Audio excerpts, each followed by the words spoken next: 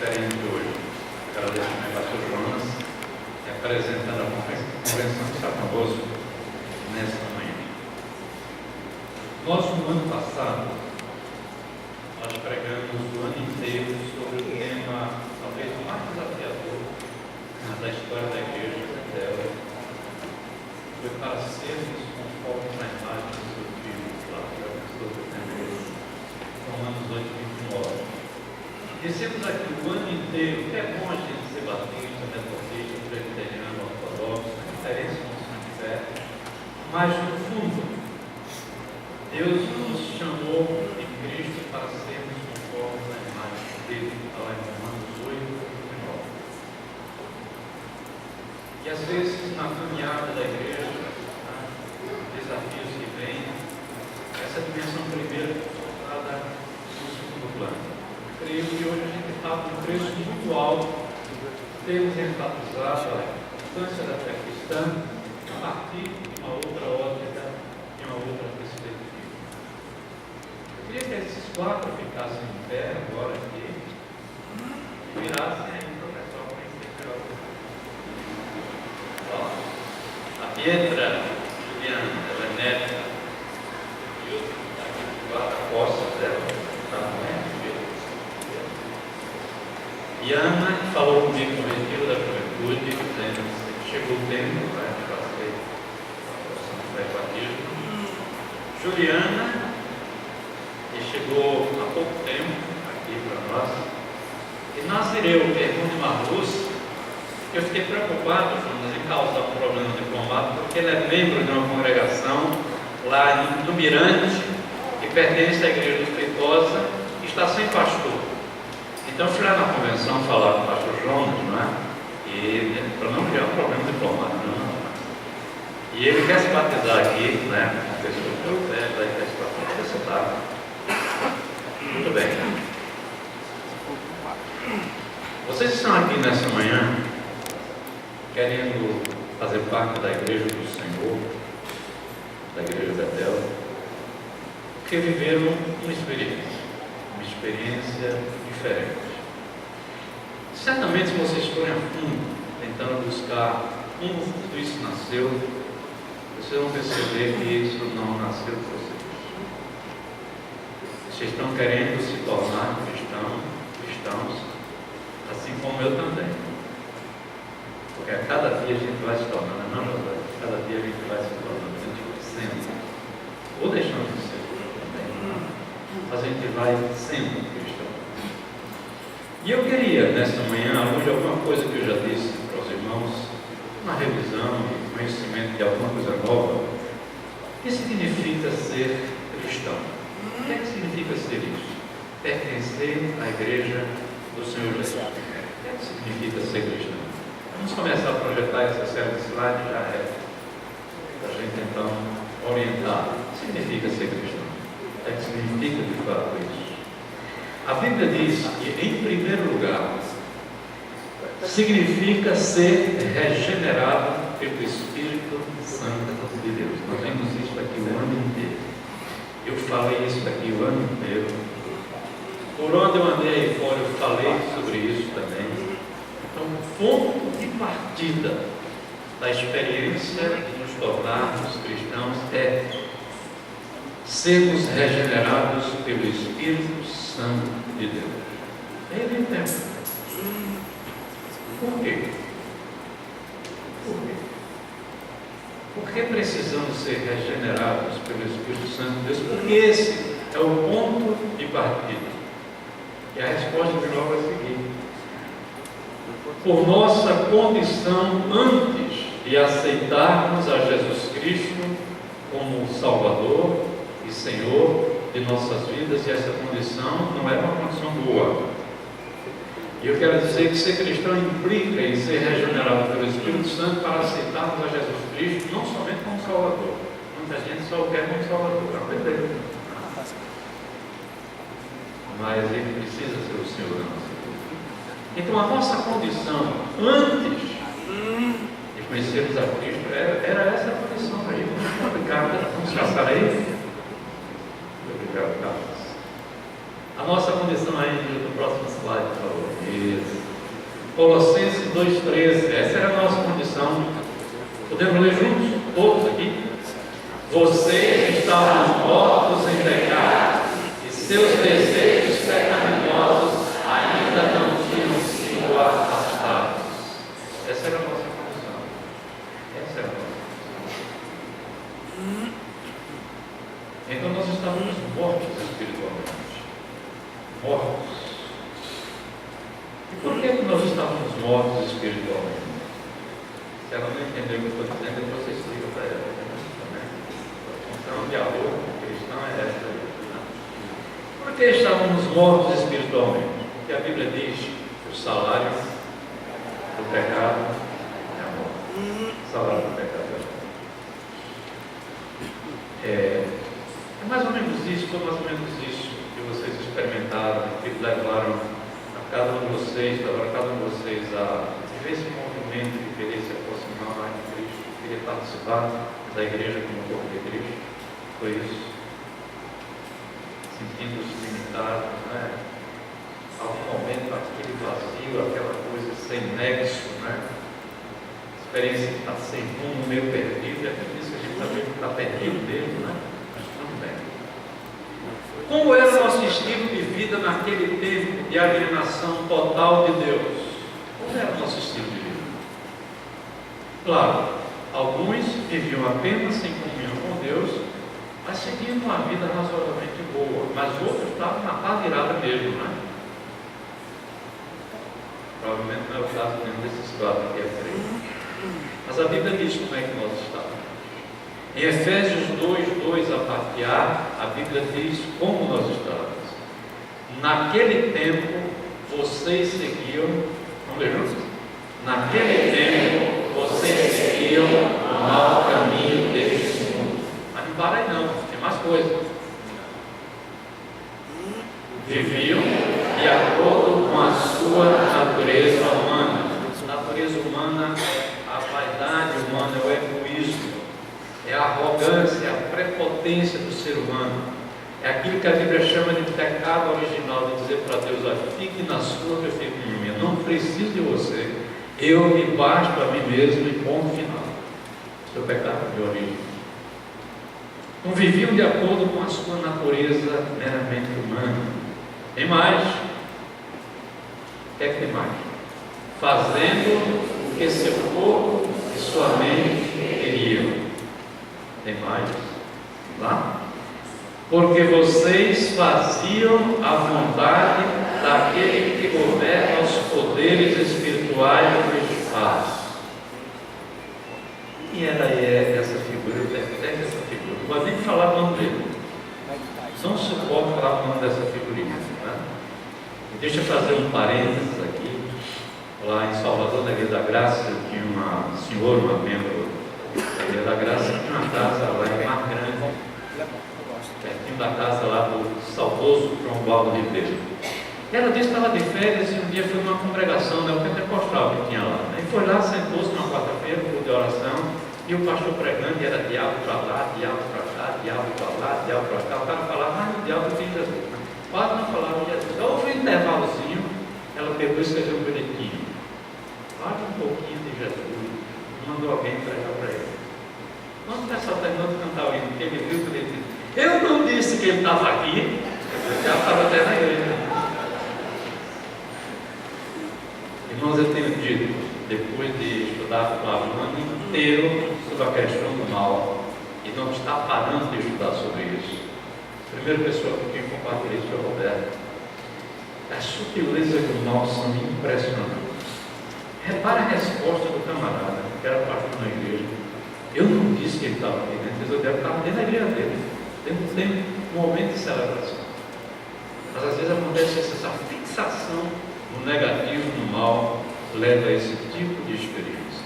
Quem era e é essa figura? A Bíblia responde na carta aos Efésios. Vamos continuar? Quem era? O dominador maligno do reino espiritual, que atua nos filhos da desobediência.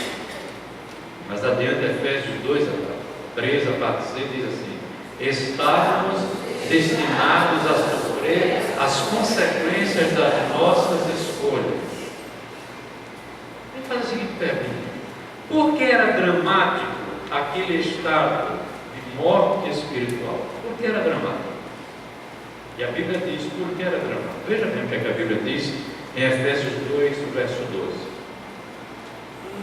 Porque estávamos, primeiro, separados de Cristo, depois, separados da comunidade de Israel, depois, estranhos às alianças das promessas de Deus para o seu povo, depois, sem esperança, sem Deus na vida. Esse é o estado em que nos encontramos. É diferente agora.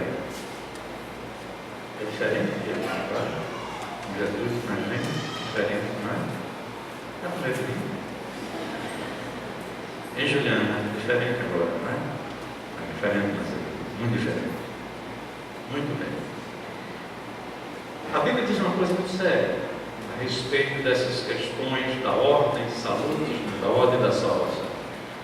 Ela diz que todos nós, todos, a palavra todo na Bíblia, quando aparece, não tem que dar jeitinho brasileiro, não, porque você vai, como diz o baiano, vai se ferrar. Né? A palavra todo, tudo, é a palavra absoluta. Todos nós, sem exceção de absolutamente nenhum ser humano, vivíamos nesse estado de morte espiritual. Todos. Então preste atenção quando aparecer na sua Bíblia, no Novo Testamento, principalmente, a palavra tudo, a palavra todo, porque ela é absoluta. Porque sem exceção de nenhum ser humano? Por que sem exceção de nenhum ser humano? Eu sei que alguns aqui estão com a língua coçando para dizer, né? E a resposta está lá em Romanos 3, 23. Não é a resposta? Porque todos, sem exceção, pecaram e estão afastados da presença gloriosa de Deus. Todos, a palavra panta é uma palavra absoluta, quando ela aparece lá em 1 Coríntios 16,14, que diz assim: todos os vossos atos sejam feitos em amor, são todos sem exceção de nenhum. Por isso é difícil ser cristão. Eu sempre me lembro dessa palavra do pastor Onil. Eu brigava muito com ele, porque ele não gostava do apelo, ele gostava de apelar mais do que o apelo. Mas eu gostava quando ele dizia: bichinho, é difícil ser cristão. Né? É difícil. Porque a Bíblia diz que todos os nossos atos, sem exceção, devem ser feitos continuamente. O tempo grego diz aí continuamente, dentro dessa atmosfera de amor. Então, irmãos, nós vivíamos no estado deplorável, no estado, sabe de quê? Necrose. Essa é a palavra que aparece lá no Novo Testamento para definir a morte espiritual. Não é estar apenas morto, está necrosado. Não podíamos fazer nada por nós mesmos. Por isso, o ponto de partida da experiência cristã não pode ser a conversão. Que é um movimento que o ser humano faz. A meia volta, ele que faz isso. O ponto de partida é a regeneração. Esse ato absoluto de unilateral por Deus, por sua misericórdia, por sua compaixão. Então, diante desse quadro, de estarmos necrosados na realidade do pecado, que é a situação que todos nós, vocês, estavam vivendo antes de conhecerem a Cristo, o que é que Deus fez com a gente? Vendo essa desgraceira que era a situação da gente. E com desgraça mesmo. O que fez Deus? A Bíblia diz que Deus nos amou. E é difícil, a gente sabe, amar aquele que vive numa situação negativa, né, de crime, fazendo tudo que não presta, um estado de desgraça, não é fácil. Michel-Buarque, no poema Achei Marcelo, diz: não é fácil amar meus filhos, vocês pensam que amam, mas apenas pensam que amam. Diz: a partir do pecado, amar é crucificar-se por um outro. Amar é crucificar-se por um outro. Nem sempre a gente está disposto a fazer isso. Deus nos amou, e aquele textual que a gente conhece muito bem, de João 3,16, diz o quê? Porque Deus amou o mundo de tal maneira que deu o seu Filho unigênito para que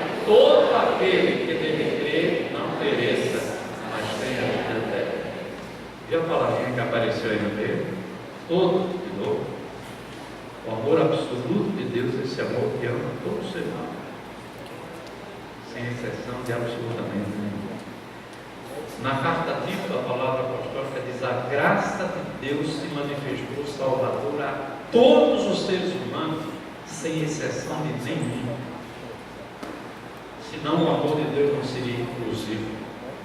E o amor de Deus é absolutamente inclusivo, dirigido a todos os seres humanos.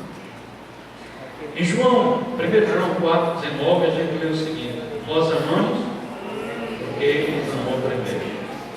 Pense em quantas vezes você leu esse texto, quantas vezes você ouviu pregação sobre esse texto, e você não percebeu ainda o que está ainda por trás desse texto. O que esse texto está querendo dizer? Nós amamos porque Ele nos amou primeiro. Como foi que Ele nos amou primeiro? É que dá o problema. Nós somos chamados a amar do jeito que Ele nos ama. Nós não meramente amamos a nossa maneira porque Ele nos amou primeiro. Nós amamos porque aprendemos com Ele a amar do jeito dele. Esse é o significado do texto. E aí, mais uma vez, vê como é difícil, né? É fácil ser religioso, mas é muito difícil ser religioso. E a Bíblia diz em Romanos 5,8 que Deus é uma prova desse amor. Como é que Ele prova? Mas Deus prova o seu amor para conosco, em que Cristo morreu por nós, sendo nós ainda desgraçadamente pecadores, escravo de tudo que não presta. Repito aquela definição de pecado que eu acho fantástica do padre belga Piet Franzen: pecado é o suicídio intencional da liberdade. Pecado é o movimento que você faz para se tornar cada vez mais escravo do espelho e de outras figuras que estão por trás do espelho. Então, o primeiro gesto de Deus nesse estado desgraçado, Deus nos amou. Mas o texto vai mais adiante, o texto sagrado diz que Deus fez outro movimento de amor. Uma, Deus procurou. Deus nos procurou. E há três parábolas que a gente conhece bem que mostram esse movimento que procura. A primeira, a mulher que perdeu a moedinha do seu diadema, a dracma perdida. Eu acho fantástico Jesus Cristo, que ele desmonta o esquema dos machistas da época, colocando de vez em quando a mulher como referência primeiro. Essa mulher é um sinal importante na história da salvação. A mulher que perdeu a dracma perdida. Depois, a ovelha perdida, o animal perdido. Mas depois, o ser humano perdido. O ser humano desviado de sua rota, batendo de frente com um abismo que chama outro abismo ao fragor das suas catapultas, como diz a palavra. Deus faz esse movimento, Ele nos ama e nos procura. Quando a minha avó materna faleceu, ela faleceu naquela casa, Cláudio conhece, que tem ali da frente da TV Gaúcha, Mateus de Albuquerque, ali. Então, minha mãe, meu avô, que não era evangélico, que tinha uma banca de fumo de corda no supermercado, mas era incrivelmente dizimista. Meu avô tinha isso. Não era membro da igreja do Farol, não se batizou, mas ele tinha uma consciência de dízimo que era uma coisa impressionante. Então, dízimo é uma coisa fiel para ele. Estava sempre dízimo. Então, minha avó partindo para a eternidade, eu, minha mãe e meu avô, nós três cantando o hino predileto dela. Esse movimento desse amor escandaloso de Deus por nós, que não para de nos amar, que não pode nos desamar, que não cessa de nos amar. Olha que coisa linda esse hino. Graças a Deus a gente está voltando a cantar os hinos do cantor cristão com essa teologia maravilhosa. Olha que letra maravilhosa. Buscou-me com ternura Jesus, o bom pastor. Achou não? Na miséria, salvou-me com amor. Do céu cantaram de alegria os anjos, sim, minha harmonia. Oh, que amor glorioso, preço tão grandioso que Jesus por mim na cruz pagou, inaudita graça me mostrou. As duas profecias.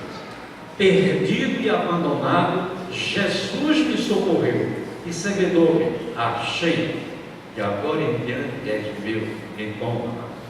Então, meiga voz jamais ouvi, prazer maior jamais senti. É por isso que a experiência de vida cristã precisa ser marcada não pelo senso do dever, que é neurótico, mas pela consciência do prazer, que é saúde, que é salvação. Jesus mostrou-me as chagas, que em meu lugar sofreu, coroa, mas de espinhos, a cruz que padeceu. Que poderia em mim achar para tais afrontas suportar? Esse movimento de Jesus, procurando para nos salvar. E qual a dimensão desse amor que fez com que vocês quatro sentissem algo de diferente, de especial, e dissessem: eu quero isso para mim? Qual a dimensão desse amor? Qual a dimensão? Ele nos deu vida, estando nós necrosados na miséria e pecado. Estando em estado de necrose, meramente morto, mas estando em estado de necrose, Ele nos deu vida. Mais adiante, vamos ler juntos? Deu-nos vida juntamente com Ele, perdoando. Deu-nos vida juntamente com Ele, perdoando alguns dos nossos pecados. Foi isso? Ah, não, nem todos. Veja como é absoluto o amor disso. Não deixar brecha para a gente estar alimentando culpa, ansiedade, medo e assim por diante. Efésios 2,5. Ele nos deu vida junto com Cristo, estando nós ainda mortos em nossos pecados. Portanto, pela graça, 2,9. Que maravilha! Mais Colossenses 1:13 e 14. Ele nos libertou do império das trevas e nos transportou para o reino do Filho do seu amor, no qual temos a redenção, a remissão dos pecados. Quem pode fazer isso pelo ser humano? Ninguém pode fazer isso pelo ser humano. Só Deus em Jesus Cristo pode fazer isso, depois que o ser humano diz: fique lá que eu fico cá. Cuide da sua vida, que eu já sou de maior idade e cuido da minha. Eu me pertenço, eu me baixo para mim mesmo, então olhe, fique lá no seu lugar e me deixe ver a vida ao meu modo, da minha maneira. Esse pecado original se estende de história fora. Muita gente vivendo essa situação dramática. Mas um outro texto, estamos perto de terminar. Vamos ler juntos?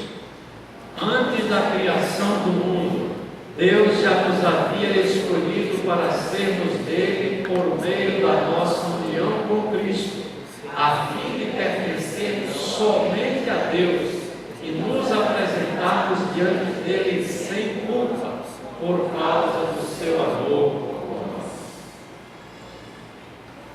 Esses versos estão muito bem ilustrados na minha vida. Quando eu trabalhava no meu último retiro lá em São Gonçalo dos Campos, uma igreja comunidade das casas, e alguns desses versos eram colocados, esses ensinos eram colocados, havia pessoas chorando. Pessoas chorando, eu não sabia que Deus me amava tanto. Eu não sabia que Ele tinha tanta preocupação comigo. Eu não sabia. O primeiro movimento foi dele, através do Espírito Santo, me regenerando. Por isso, obrigado, esse slide que eu achei de graça lá no grupo, foi maravilhoso. Né? Obrigado por não desistir de mim, Deus. Deus não desiste de nós. Como a gente canta, não é, Wagner? Deus não desiste de nos amar. Deus não desiste de nos amar.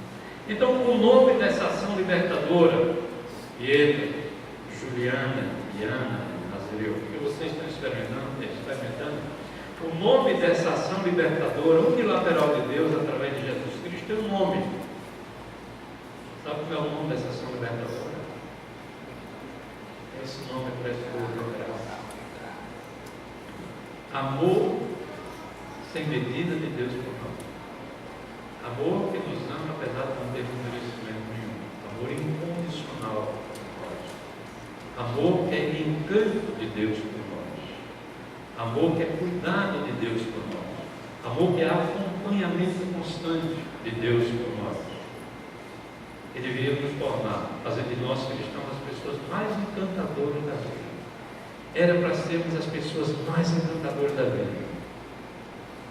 Mas houve nesses séculos que foram se passando tantas coisas que atrofiaram nossa maneira de pensar, nossa maneira de ser. Fomos impedidos de viver sem tanto que só a graça nos dá. Martin Lloyd Jones, esse maravilhoso ex-cirurgião do coração lá em Londres, todo grande pastor, ele disse que tudo começa com a graça. Tudo. Então essa vida nova que vocês estão vivendo é fruto da graça de Deus, chegando até vocês, para dar aquilo que vocês não imaginam que Deus tem para oferecer para vocês. Os tesouros indescritíveis da graça de Deus. Por isso o ponto de partida é a regeneração, e outra coisa não é senão o novo nascimento. Eu preguei falado aqui, acho que 10 sermões sobre o encontro de Nicodemos com Jesus, para o pessoal entender bem o que é esse processo da regeneração do novo nascimento. É o primeiro movimento gracioso de Deus, para entender que apesar do que somos, Deus nos ama.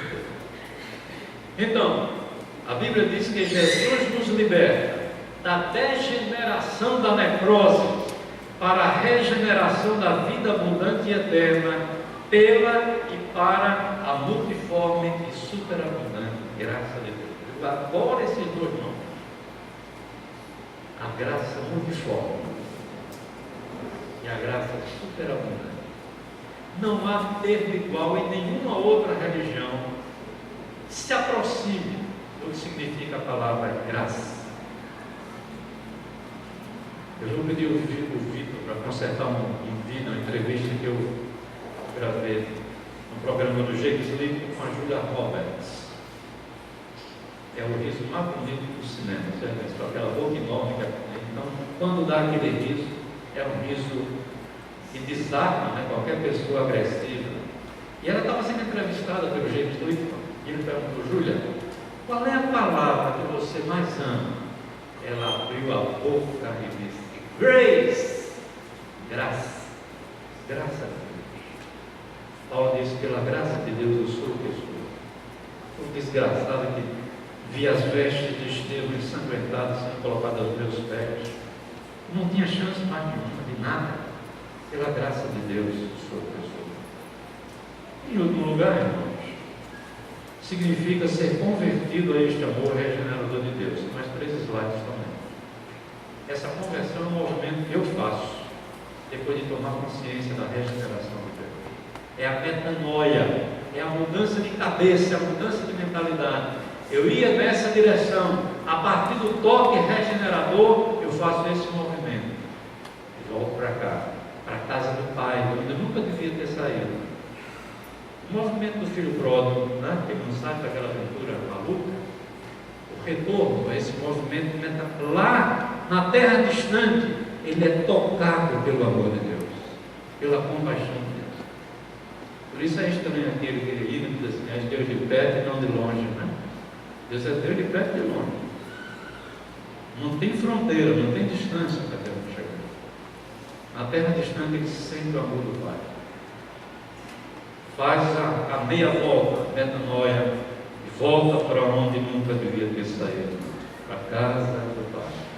Então, a partir disso, sou uma nova criação de Deus. Paulo diz que aquele que está com Cristo é uma nova criação. Deus está fazendo com esse movimento de vocês uma coisa nova. A resposta que vocês estão dando a esse chamado de Deus é uma coisa nova. Não é mágico. Vocês vão sendo formados. Paulo diz aos Gálatas: até Cristo ser formado em vocês. Então, Cristo vai sendo formado dentro de vocês. Deve jogar mesmo, sem pressa. Não tem harmonia, não tem mágica. Evangelho não é magia, é poder de Deus, é diferente de magia. As coisas vão acontecendo devagarinho, assim como vocês estão crescendo biologicamente, vão crescendo também espiritualmente, não há saltos. Quando há saltos, aí há saltos também a nossa estrutura de vida, que inferniza a nossa vida. Tudo vai conforme o plano de Deus, organizadamente, na ordem do Senhor. Para que isso? a fim de ser a sua semelhança ou conforme a sua própria imagem. Para onde estamos também revelando quem é Jesus. Chega da gente estar contratando um pregador evangelista para vir pregar, para aquele sermão, levando aquele monte de gente, irmão, tipo o pessoal responsável, depois não acontece quase nada. A gente distorceu o sentido do ensino e pregação do Evangelho. O mais importante é que vocês, onde estejam, onde vocês estiverem, na simplicidade, na tendência da atividade, onde vocês estiverem, serem sinais dessa coisa nova que Deus fez em vocês. Só Ele pode fazer. Tem nada a ver com vaidade, com orgulho religioso, não tem nada disso. Se no falar, não fala, deixa que o silêncio revele quem é Deus na sua vida. Mas se houver a oportunidade de falar, não as palavras não puderem chegar, peça ao Espírito que Ele venha ajuda para isso. Quando Paulo fala do culto racional, em Romanos 12, ele não está falando de um culto que é mais inteligente, a gente deve fazer um culto. Não, Paulo está dizendo o seguinte: o mesmo Espírito que leva você a viver sua experiência de vida na igreja, essa dimensão do sagrado que nos envolve aqui nessa manhã, essa dimensão do sagrado você deve levar para a sua casa. Às vezes conclui um pouco, não? Houve uma menininha de 4 anos da Igreja Memorial do Brasília que me disse: eu queria morar na igreja. Mas por que você queria morar na igreja? Porque na igreja papai é tão bom, que em casa era um diabo, na igreja era bom. Né? Transferir essa dimensão do sagrado para casa, para o local de trabalho, para o convívio com os colegas da universidade e assim por diante. Esse culto aqui é importante, mas o mais importante é o culto racional, essa experiência, Paulo chama de latria, que é a sua presença junto a seus amigos, mostrando que Deus chegou ali, onde você está. Quando o grande intelectual Chesterton, fala em Chesterton, eu lembro de Carlos Manuel, quando Chesterton, o pessoal do direito, pode ler também. Ele, quando se converteu, aí foi um assunto: como é que um intelectual como Chesterton pode ser crente? Como é um negócio desse? E o jornalista foi provocá-lo. Ele estava no lugar, o jornalista chegou assim e disse: escuta, Chesterton, com surpresa para muita gente, esse homem tão brilhante e inteligente se converteu ao cristianismo. Se eu disser que Deus está aqui atrás do Senhor, o que é que o Senhor vai dizer? Ele está. Essa foi a resposta dele. Ele está. E não está com aqueles olhos do policial onipresente, não está com os olhos de graça, de amor, de compreensão, de apoio, de ajuda, de misericórdia, de compaixão, de solidariedade, sempre. Então, o alvo de Deus não é satisfazer as suas vontades, mas é fazer você semelhante a Jesus. Esse é o desejo de Deus. Para cada pessoa que verdadeiramente se converte, não se torna meramente mais religioso, metodista, batista, assembleano, ortodoxo, católico, sei lá o que. Não. É que a pessoa revele o caráter de Jesus. E eu creio que depois de nós caminharmos um ano trabalhando nesse tema, a expectativa da igreja que está nesse processo de crescimento, de mudança, é também que vocês se incorporem nesse projeto, de formarmos um corpo compacto de pessoas semelhantes a Jesus. Participando das atividades da igreja, das ofertas de missões, não precisa nem falar disso para vocês, não precisa falar isso, vocês sabem muito bem, mas participando da vida do corpo, como um membro do corpo. Se a gente deixa de participar, o corpo sofre. Por isso a imagem do corpo que Paulo traz para a igreja é muito preciosa. A gente deseja vê-los crescendo juntamente conosco nessa experiência da volta do vida de Cristo. Eu comecei esse momento de próxima de fé e reflexão, sem pedir até a secretária que estivesse anotando, não é nada. Mas, fui falando com ele, falei que fui o relator da parte mais técnica da igreja, da Assembleia de tudo. Mas veja bem, nós estamos diante dessas realidades de mudança de vida, não a Assembleia de qualquer maneira, da Igreja do Senhor. E eu quero apresentar então esses 4 irmãos que têm a vivência mudada através da ação do Espírito Santo em suas vidas e querem participar da celebração de batismo nesta noite. A Pietra Juliana, a Juliana, a a Iana, e Nazireu. Há uma proposta para que esses irmãos sejam acolhidos e batizados nesta noite. Alguém apoia? Algum irmão quer fazer alguma pergunta? Não quer? Muito bem. Então, se favorável a que esses amados se incorporem à Igreja de Jesus Cristo, chamada Betel, passe a partir de hoje a ser membros oficiais dessa comunidade, digam sim. Algum contrário? Gil abriu a boca ali, não disse nada. Muito bem. Nós temos uma saudação para vocês que fazemos sempre que temos esse movimento de acolhimento de novos membros na nossa igreja.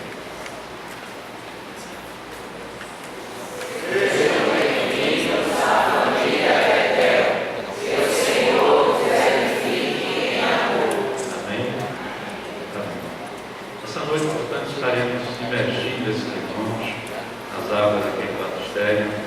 Apesar dos tempos da igreja primitiva, muitos batismos terem sido por aspersão, mas a palavra batismo, ela significa mergulho. Batismo significa imersão, e a simbologia é muito bonita, porque quando você mergulha, está dizendo que morreu para aquela vida anterior. Quando você sobe das águas, diz que você está vivendo uma nova vida de Cristo.